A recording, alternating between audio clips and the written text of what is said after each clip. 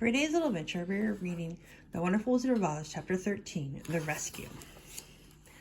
The Cowardly Lion was much pleased to hear that the Wicked Witch had been melted by a bucket of water, and Dorothy at once unlocked the gate of his prison and set him free. They went in together to the castle. Dorothy's first act was to call all the Winkies together and tell them that they were no longer slaves. There was great rejoicing among the yellow Winkies, for they had been made to work during many years for the Wicked Witch, who had always treated them with great cruelty. They kept this day as a holiday then and ever after, and spent the time in feasting and dancing.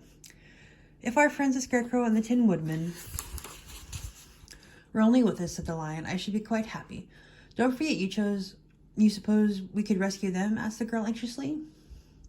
"We can try," answered the Lion. So they called the yellow Winkies and asked them if they would help to rescue their friends, and the Winkies said they would be delighted to do all in their power for Dorothy, who had set them free from bondage. So she chose a number of the Winkies, looked as if they knew the most, and then they all started away. They traveled that day and part of the next until they came to the rocky plain where the Tin Woodman lay, all battered and bent. His axe was near him, but the blade was rusted and the handle broken off short. The Winkies lifted him tenderly in their arms and carried him back to the yellow castle again.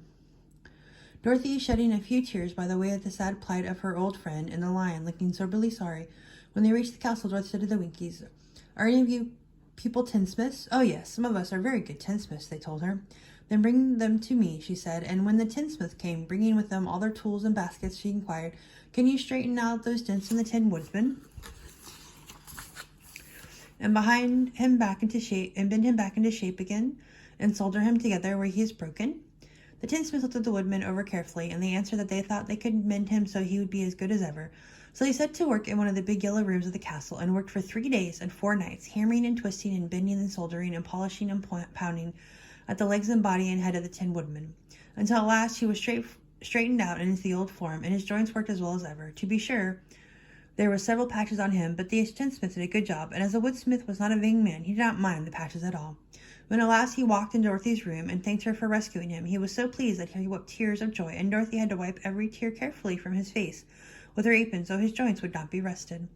At the same time, her own tears fell thick and fast at the joy of meeting her old friend again, and these tears did not need to be wiped away. As for the Lion, he wiped his eyes so often with the tip of his tail that it became quite wet, and he was obliged to go out into the courtyard and hold it in the sun till it dried.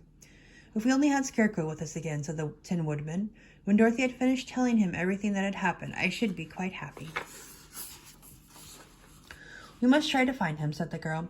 So she called the Winkies to help her, and they walked all the day and part of the next until they came to the tall tree in the branches of which the winged monkeys had tossed the Scarecrow's clothes. It was a very tall tree, and the trunk was so smooth that no one could climb it, but the woodman said at once, "I'll chop it down, and then we can get the Scarecrow's clothes." Now, while the tinsmith had been at work mending the woodman's himself, another of the Winkies, who was a goldsmith, had made an axe handle of solid gold and fitted it to the woodman's axe instead of the old broken handle. Others polished the blade until all the rust was removed, and it glistened like burnished silver. As soon as he had spoken, the Tin Woodman began to chop, and in a short time the tree fell over with a crash, when the Scarecrow's clothes fell out of the branches and rolled off on the ground. Dorothy picked them up and had the Winkies carry them back to the castle, where they were stuffed with nice clean straw, and behold, there was a Scarecrow as good as ever, thanking them over and over again for saving him. Now they were united. Dorothy and her friends spent a few days at the Yellow Castle, where they found everything they needed to make them comfortable. But one day the girl thought of Aunt Em and said, "We must go back to Oz and claim his promise." "Yes," said the Woodman, "at last I shall get my heart, and I shall get my brains," said the Scarecrow joyfully. "And I shall get my courage," said the Lion thoughtfully. "And I shall get back to Kansas," cried Dorothy, clapping her hands. "Well, let us start for the Emerald City tomorrow." This they decided to do.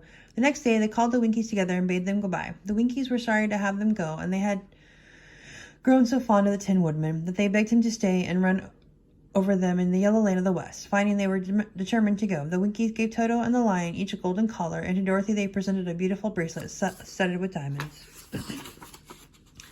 And to the Scarecrow they gave a gold-headed walking stick to keep him from stumbling, and to the Tin Woodsman they offered a silver oil can inlaid with gold and set with precious jewels. Every one of the travelers made the Winkies a pretty speech in return, and they all shook hands with them until their arms ached. Dorothy went to the witch's cupboard to fill her basket with food for the journey, and there she saw the golden cap. She tried it on her own head and found that it fitted her exactly. She did not know anything about the charm of the golden cap, but she saw that it was pretty, so she made up her mind to wear it and carry her sunbonnet in the basket. Then, being prepared for the journey, they all started for the Emerald City, and the Winkies gave them 3 cheers and many good wishes to carry with them.